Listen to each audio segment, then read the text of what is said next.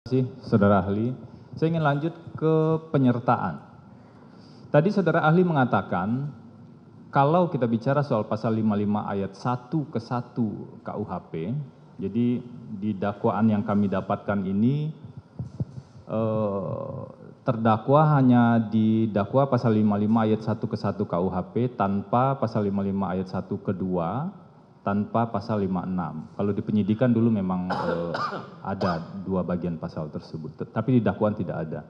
Tadi Saudara Ahli mengatakan terkait dengan turut serta, wajib ada atau wajib dibuktikan adanya kesadaran bersama atau meeting of mind, atau pengetahuan bersama para pelaku-pelaku turut serta ini tentang akan terjadinya pembunuhan dalam konteks perkara ini.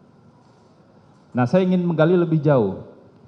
Apakah seseorang yang tidak mengetahui adanya rencana pembunuhan, jadi dia tidak pernah mengetahui, tidak pernah mendengar ada rencana pembunuhan, atau dia tidak mengetahui akan terjadi pembunuhan, atau bahkan tidak melihat peristiwa pembunuhan, tapi kebetulan saja ia berada di lokasi yang sama dan di waktu yang sama.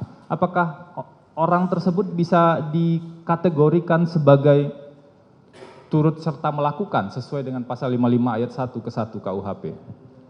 Baik, mohon izin Yang Mulia.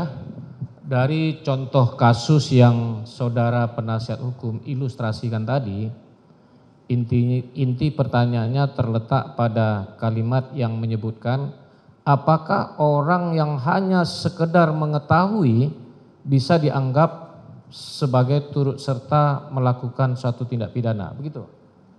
Jadi seseorang ini dia tidak mengetahui ada rencana pembunuhan, dia tidak mengetahui akan terjadi pembunuhan, dan juga tidak melihat peristiwa pembunuhan tersebut karena berada di ruangan yang berbeda, tapi kebetulan berada di lokasi atau rumah yang sama dan di waktu yang sama.